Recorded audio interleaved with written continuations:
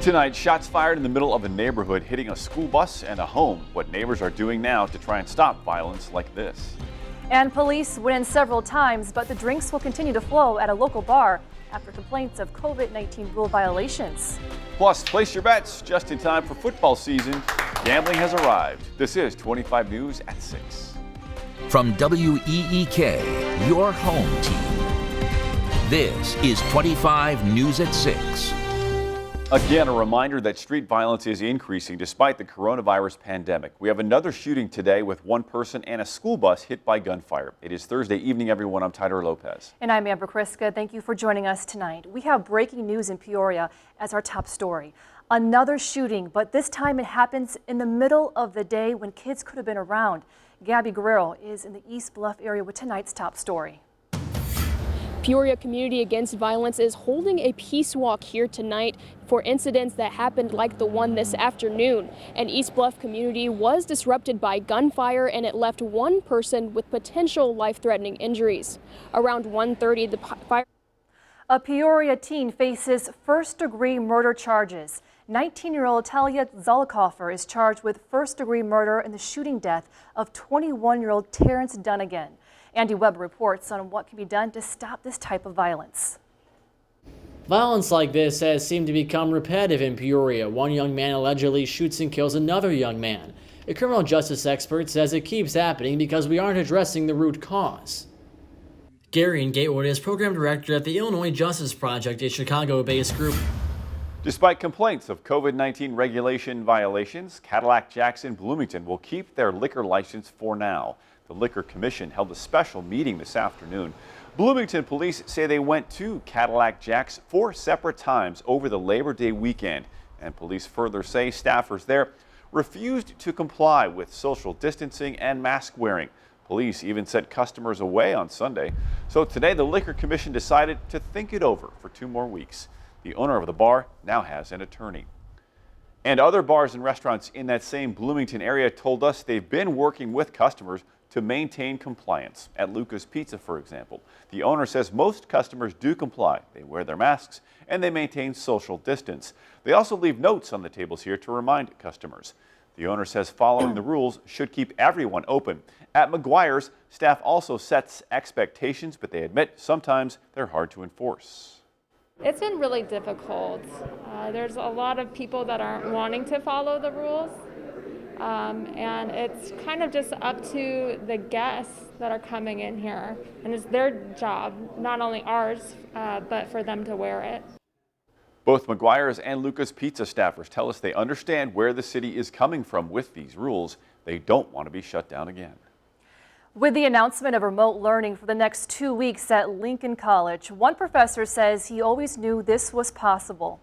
As a division chair for the fine arts, John Malone handles courses that depend on audiences and being close to classmates. But when Lincoln made the announcement to go remote, Malone says they were much more prepared than back in March. Lincoln teachers went through training this summer to develop at least one of their classes to be taught online. While teaching online works, Malone says there isn't a substitute for in-person learning. Do I like it? No. I wish we were face-to-face all the time, and I believe we'll be back in less than a couple weeks. And if we have to go back out again for another couple of weeks, so be it. Malone says it's not just affecting him, but students have lost internships and job opportunities from the pandemic, and now he's just hoping for a vaccine.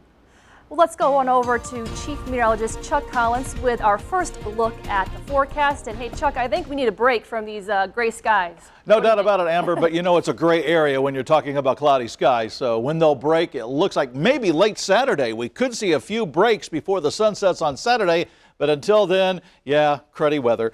Cloudy skies out there, some rain, some fog, some drizzle tonight. There's a look at Dozer Park, 65 right now in River City, 70 in Bloomington. Normal, still upper 50s on the wrong side of the front. Northwestern sections of our viewing area.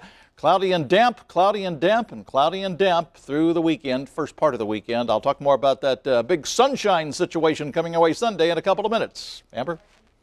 See you then. A House committee started looking closer at Speaker Mike Madigan today and whether he was involved directly in a bribery scheme.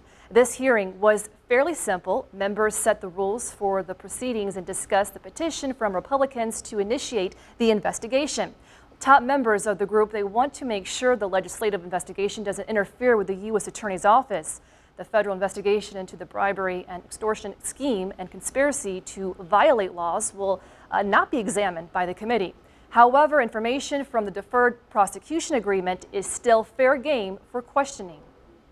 The petition has laid out, a series of admitted facts, and our question is, do those facts and what this committee can find through its investigative powers constitute a breach of the public trust and conduct on becoming a legislator? This committee must avoid taking any action that can be an interference with an ongoing federal investigation or investigations. Republican members submitted a list of individuals and groups they hope to hear from in the process. And although the Speaker is not required to appear before that committee, Chairman Welch says Madigan has been invited to participate. Hearings are paused until Welch and Demmer discuss the next steps forward with the U.S. Attorney's Office.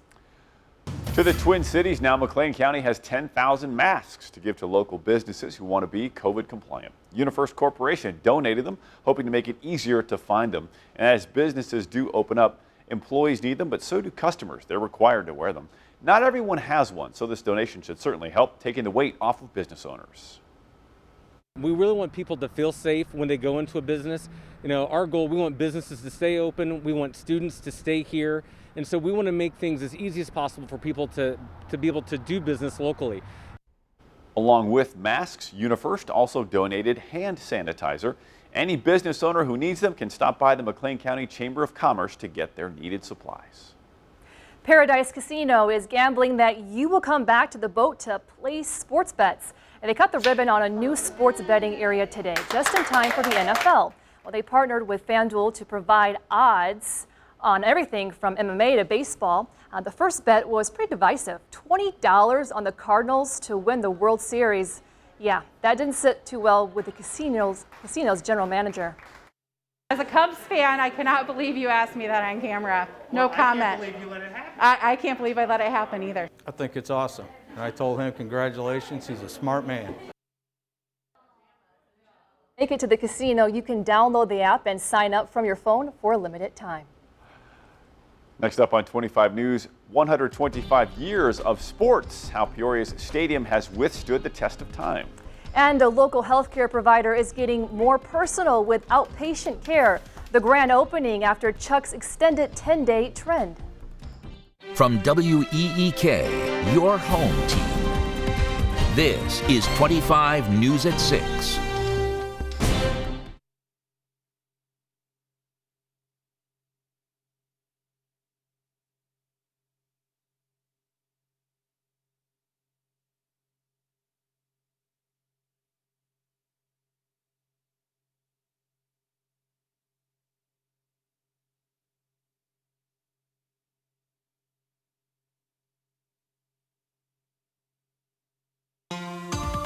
All right, we want to welcome Amber Kriska to the team. First thing we need to tell her, it's not always like this. Yeah. I'm from the Midwest, I know.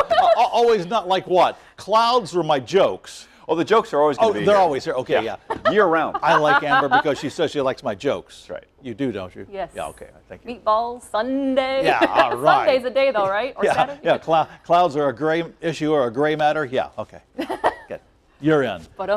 Let's go outside, check it out, see what's happening for the Spirit of Peoria. And it'll be going on the 7 o'clock cruise pretty soon here, 65 right now in River City. And there's a look at the OSF cam downtown, looking at Dozer Park there. And all is quiet downtown, just cloudy and a little foggy and drizzly later on tonight. But great news in the exclusive 10-day trend, plenty of sunshine, highs in the mid-70s just about all of next week. Tyler?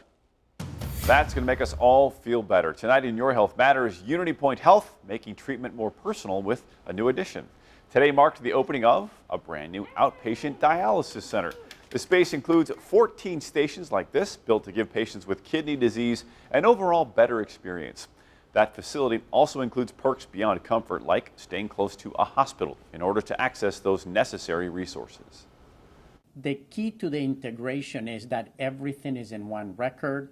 the healthcare providers, the clinicians, we're all in one area, and that allows for smoother care for the patient. Dr. Sater there says it's the first facility of its kind to serve people here in a long time. They started to accept new patients today. Peoria Stadium has been in the River City for 125 years. And while celebrating the historic moments that have happened at the stadium, coaches and players are anticipating the new look. Just this year, they spent $100,000 on redoing the roof, and once they receive the rest of that money from the state, they are going to make ADA-compliant bleachers, add turf, and fix the track. And while making all of these improvements, they say they are still going to keep the stadium authentic. Always like to do improvements, but yet keep a piece of the past there. So we will get creative. For example, the vintage sign you see that's wrapped around, there's been discussions on relocating that and putting it somewhere where we can showcase it. They say there is no timeline as of now for when it will be completed, as COVID likely plays a factor in why they haven't received all of the money yet. It'll be nice to see that redone, though. Yeah, it's been great. Well, coming up next on 25 News, football is back and what to expect from tonight's kickoff.